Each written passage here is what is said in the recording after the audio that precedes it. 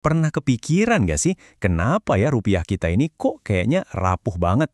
Nah, dalam beberapa menit ke depan, kita bakal coba bongkar bareng-bareng misteri ekonomi yang satu ini. Pasti kerasa banget kan ya? Rupiah kok ya melemah terus, pasar saham juga kayaknya nggak semangat. Nah, pertanyaan gedenya tuh, siapa sih biang keroknya? Yuk kita mulai investigasinya. Oke, kita bedah lebih dalam ya. Selama ini kan yang sering dituduh itu investor asing atau kebijakan The Fed di Amerika sana. Tapi gimana kalau ternyata tersangka utamanya itu justru ada di dekat kita banget? Nah, ini dia nih hipotesis utamanya. Ada yang bilang kalau akar masalahnya itu justru duit-duit gede dari dalam negeri sendiri, yang sebenarnya nggak pengen 100% disimpan dalam bentuk rupiah. Ini kan menempatkan para elit domestik kita sebagai tersangka utama. Wah, provokatif banget ya kedengarannya. Oke, investigasi kita mulai dari mana? Dari petunjuk yang sebenarnya ada di depan mata kita. Kebijakan pemerintah. Logikanya gini. Pemerintah nggak akan bikin peraturan kalau nggak ada masalah yang harus diselesaikan. Bener kan? Petunjuk pertama, devisa hasil ekspor atau DHE. Gampangnya gini deh, aturan ini tuh kayak maksa para eksportir kita, terutama yang jualan sumber daya alam, buat nyimpen sebagian dolar hasil jualan mereka di bank-bank Indonesia. Coba pikir deh, kalau emang secara alami duit itu mau tinggal di sini, ngapain pemerintah repot-repot bikin aturan paksaan? Dan ini intinya, paling nggak 30% dari hasil ekspor itu wajib dikandangin di dalam negeri, minimal 3 bulan. Angka 30% ini tuh kayak sinyal kuat banget. Ada kekhawatiran besar kalau nggak dipaksa, ya duitnya langsung terbang entah kemana. Dan ternyata ini bukan cerita baru loh. Kalau kita tarik mundur sedikit ke belakang, program tax amnesty tahun 2016-2017 itu juga ngasih kita petunjuk yang mirip-mirip. Nah, lihat deh grafiknya. Ini ngomong banyak banget.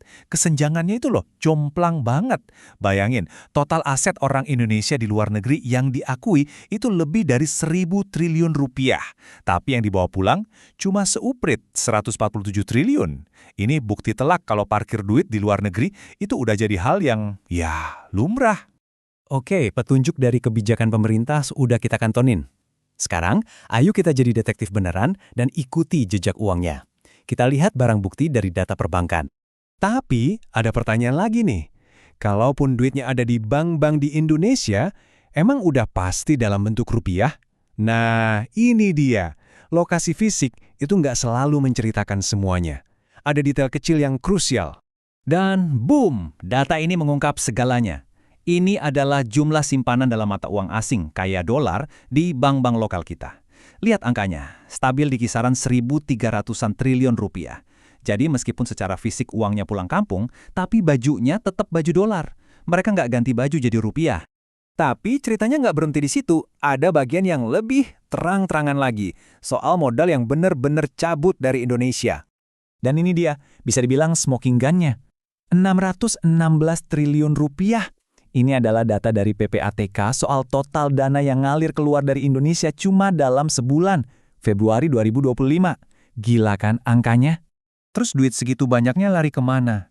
Nah, laporannya nunjukin kalau alirannya itu ke properti di luar negeri, emas, bahkan kripto dan stablecoin kayak USDT. Tujuannya jelas, cari aman di luar sistem rupiah dan ngindarin jalur perbankan yang konvensional. Oke, semua petunjuk dan barang bukti udah kita kumpulin. Sekarang waktunya kita tarik kesimpulan. Apa sih motif dan metodenya? Nah, ini kuncinya. Ada konsep ekonomi namanya arus marginal. Artinya gini, nggak perlu semua orang kaya rame-rame jual rupiah buat bikin kurs jeblok. Cukup segelintir pemain besar aja yang mindahin duitnya. Pergerakan kecil di pinggiran ini, tapi dengan volume jumbo, itu udah cukup buat goyangin harga pasar buat kita semua. Jadi ini penting banget buat diluruskan ya. Mitosnya kan seolah-olah semua orang kaya kabur dari Indonesia. Padahal realitanya nggak gitu. Cuma sebagian kecil aja dari uang-uang besar itu yang pindah ke aset asing. Tapi dampaknya itu loh, kayak efek domino, kerasa ke seluruh pasar. Oke, investigasi kita selesai. Tersangka, motif, dan metodenya udah kelihatan. Sekarang pertanyaan paling penting. Terus apa artinya ini buat kita semua? Buat Anda? Penting buat dicatat. Ini bukan soal ngejudge atau ngomongin moralitas ya. Ini murni soal insentif. Kalau kita lihat dari kacamata ekonomi, apa yang mereka lakukan itu rasional banget. Tujuannya ya satu, melindungi aset mereka dari risiko nilai tukar. Jadi ini lebih ke soal diversifikasi, bukan soal nasionalisme. Dan kita sampai di akhir penelusuran kita dengan satu pertanyaan penutup. Ini bukan nasihat keuangan loh ya, tapi cuma bahan renungan aja. Kalau orang-orang yang paling tahu kondisi pasar, yang punya modal paling besar, aja nggak mau nyimpan 100% hartanya dalam rupiah, kenapa kita yang masyarakat biasa malah disuruh begitu?